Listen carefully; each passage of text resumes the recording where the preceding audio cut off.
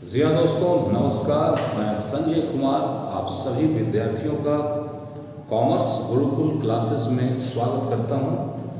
आज जिस विषय पे हम बात करने जा रहे हैं इसका नाम है double entry system. Double entry system, एक बात याद रखना, ये डबल एंट्री सिस्टम क्या होता है। तो सिंपल सी बात सोचोगे कि जब भी आप किसी भी तरह का बिजनेस ट्रांजैक्शन करते हैं तो या तो कुछ आपके पास आता है और उसी वक्त कुछ न कुछ आपके पास से जाता है। और याद रखना, जितना आता है उतना ही आपके पास से जाता है। मान लो इस मार्कर को हमने परचेज किया, ये पहले दुकान वाले के पास था, इसका प्राइस था मान लो 40 रुपीज़। मैंने शॉपकीपर को 40 रुपये दिया, 40 दिया और बदले में ये मार्कर लिया। तो यहाँ दो घटना घट रहा है, एक जो मैं दे रहा हूँ और एक वो जो मेरे को मिल रहा है। तो हर ट्रांजैक्शन में चाहे आप परचेज करें, चाहे आप सेल करें, चाहे किसी से आप कुछ ले रहे हों या किसी को आप कुछ दे रहे हों, हर घटना का दो पहलू होता है। उन दोनों पहलुओं को ध्यान में रखते हुए जो हम रिकॉर्ड करते हैं उसी को हम लोग कहते हैं डबल एंट्री सिस्टम। क्लियर है? अब जरा सोचो कि अगर आप मान लो कि आप क्या करते हैं, क्वेश्चन है परचेज फर्नीचर फॉर कैश। अब जरा सोचो, यहाँ दो घटना हो रहा है। जब परचेज फर्नीचर फॉर कैश, जब आप फर्नीचर परचेज कर रहे हो तो तुम्हारे पास आ रहा है फर्नीचर और तेरे पास से जाएगा क्या? कैश। जब आप फर्नीचर परचेज करोगे तो जो आया और जो गया, ये दोनों बातों पे आपको ध्यान देना है। नॉर्मली हम लोग क्या देखते हैं कि हमने परचेज फर्नीचर किया तो मेरे पास फर्नीचर आया, कैश गया। ये दोनों तरह को अगर ध्यान में रख करके अगर हम रिकॉर्ड करते हैं तो इसको हम लोग डबल एंट्री सिस्टम कहते हैं। उसी तरह से मान लो अगर रहे कि cash paid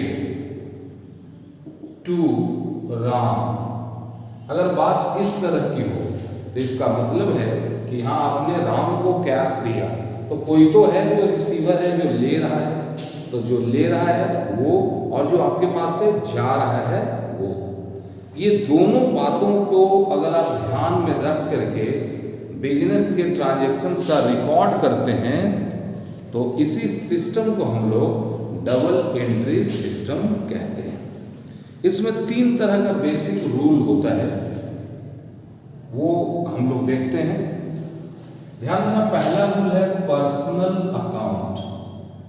personal account, person, आप ध्यान देना कि इस दुनिया में बिजनेस करता कौन है?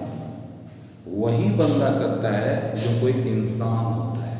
आपने किसी भी जानवर को बिजनेस करते नहीं देखा होगा। आप जब भी देखे होंगे तो वो कोई ना कोई इंसान होगा। तो इंसान जो बिजनेस करता है उसे तो हम पर्सनल बोलते हैं। इसके अंदर में क्या क्या आ सकता है? तो नेम ऑफ पर्सन, उसके बाद institution, institute, school, college, hospital, bank, ये जितने भी तरह के ऑर्गेनाइजेशन हैं जिनका कोई नाम लिखा हुआ हो वो सब पर्सनल अकाउंट में आते हैं। तो ये पर्सनल अकाउंट का नेचर क्या कहता है, तो जरा ध्यान से देखना कि अगर ये बिजनेस है तो बिजनेस में आपके पास 2 तरह के लोग आते हैं। एक वो आदमी जिस जगह से आप कुछ लेते हो, चाहे आप सामने वाले से कैश लो, गुड्स लो या फिर एसेट्स लो, हर वो इंसान जो आपको दे रहा है वो आपके लिए गिवर है। और उसी तरह इसी गिवर को ही हम लोग सेलर बोलते हैं, सेलर, सप्लायर। तो जो मेरे को बेच रहा है या जहाँ से हम परचेज कर रहे हैं वो मेरा सेलर है, सप्लायर है। उसी तरीके से कोई ऐसा आदमी होगा जो मेरे से लेता हो, जो चाहे मेरे से कैश ले, चाहे मेरे से गुड्स ले, चाहे मेरे से एसेट्स ले या मेरे से सर्विस ले। ये चार चीज हम कहीं पर भी पूरे बिजनेस वर्ल्ड में देते हैं, कैश, गुड्स, एसेट्स और सर्विस। इसी को हम परचेज भी करते हैं, इसी को हम सेल भी करते हैं। तो जो मेरे से ले रहा है उसको हम कस्टमर बोल सकते हैं, कस्टमर। ये कस्टमर क्या है भाई? तो लेने वाला है, कि जाता है रिसीवर। दो लोग हैं, आदमी आपके पास अगर पूरे बिजनेस में आएंगे लोग, तो या तो वो आपको कुछ देंगे या तो आपसे कुछ लेंगे। चाहे वो स्कूल हो, कॉलेज हो, हॉस्पिटल हो, बैंक हो, इंस्टीट्यूट हो, कोई कंपनी हो, कोई ऑर्गेनाइजेशन हो, कोई शॉप का नाम हो, कोई फर्म हो, कुछ भी अगर वो नाम है तो वो पर्सनल है। अब पर्सनल अकाउंट्स के केस में जो रूल्स जो होता है वो कहता है डेबिट द रिसीवर और क्रेडिट द गिवर। यानी जैसे ही आपको मालूम चले कि बंदा रिसीव कर रहा है आपसे तो उसको डेबिट में लिखो, और जैसे ही मालूम कि वो गिवर है तो उसको आप क्रेडिट में लिखो। Debit the receiver, credit the giver. कोई डाउट? अब सोचो, जहां भी लिखा रहे .to ... अगर किसी का नाम के पहले टू नजर आ जाए, सोल्ड गुड्स टू राम, तो जहां भी टू नाम के पहले टू लगे तो समझ जाना कि ये बंदा रिसीवर है, वो ले रहा है। और जहां भी लगे फ्रॉम ... किसी के भी नाम के पहले अगर फ्रॉम लगे तो वो समझ जाना कि ये गिवर है, और गिवर है।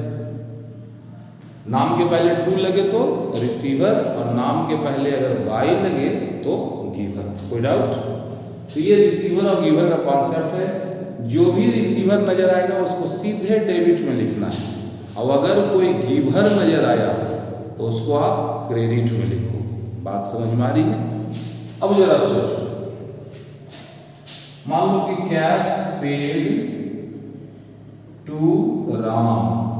ध्यान देना, ये टू के बाद राम है या राम के पहले टू है, तो ये रिसीवर है। रिसीवर को हम सीधे डेबिट में लिखेंगे, तो हम लिखेंगे राम्स अकाउंट डेबिट। अगर लिखा रहे सोल्ड गुड्स, ये हम आधा बता रहे हैं, सोल्ड गुड्स टू सोहन, तो फिर सेल किए सोहन को, हो जाएगा सोहन रिसीवर है, इसलिए हो जाएगा सोहन्स अकाउंट डेबिट। अगर इसी तरह से अगर है कि sold assets to Ganesh, Ganesh को सेल किए, तो हम लिखेंगे गणेश अकाउंट डेबिट। जहां भी नाम के पहले टू लगे बच्चे, इसका मतलब है कि वो रिसीवर है, और रिसीवर देखते हर हाल में उसको डेबिट में लिख देना है। उसी तरह आगे देखो, अगर क्वेश्चन रहे कैश रिसीव फ्रॉम राम, तब ये राम के पहले फ्रॉम हो गया, ये फ्रॉम जो है गिवर है, इसको हम क्रेडिट में लिखेंगे। क्रेडिट का मतलब हुआ कि नाम के पहले टू लगा, हो जाएगा टू राम से कम। अगर यहां रहे परचेज गुड्स फ्रॉम सोहन, ये हो जाएगा टू सोहन्स अकाउंट। और अगर रहे परचेज एसेट्स फ्रॉम गणेश, तो क्या हो जाएगा टू गणेश अकाउंट। तो ध्यान देना, ये पर्सनल अकाउंट्स डबल अकाउंट में बहुत ही इंपॉर्टेंट रोल अदा करता है। एक बार फिर से समझ लो, दुनिया में जितना भी स्कूल है, कॉलेज है, बैंक है, हॉस्पिटल है, इंस्टीट्यूट है, कुछ भी है, अगर उसका नाम दिया हुआ हो तो समझ जाना कि वो पर्सनल अकाउंट है। अब पर्सनल अगर है तो दो ही काम करेगा, या तो आपसे कुछ रिसीव करेगा, नहीं तो फिर वो आपको देगा। आपके लिए रिसीवर होगा या आपके लिए गिवर होगा। और रूल्स क्या कहता है कि debit the receiver, credit the giver. किसी भी नाम के पहले अगर टू लगे तो समझ जाना कि वो रिसीवर है, और किसी भी नाम के पहले अगर फ्रॉम आ जाए तो समझ जाना वो गिवर है। ये कुछ एग्जाम्पल्स हैं। आशा करते हैं कि यहाँ पे पर्सनल अकाउंट का रूल्स क्या होता है ये बात आपको समझ में आया होगा। आप सबों ने बहुत प्रेम और शांति से मेरी बातों को सुना। आप सभी को धन्यवाद देता हूँ। मिलता हूँ नेक्स्ट वीडियो में। जय हिंद।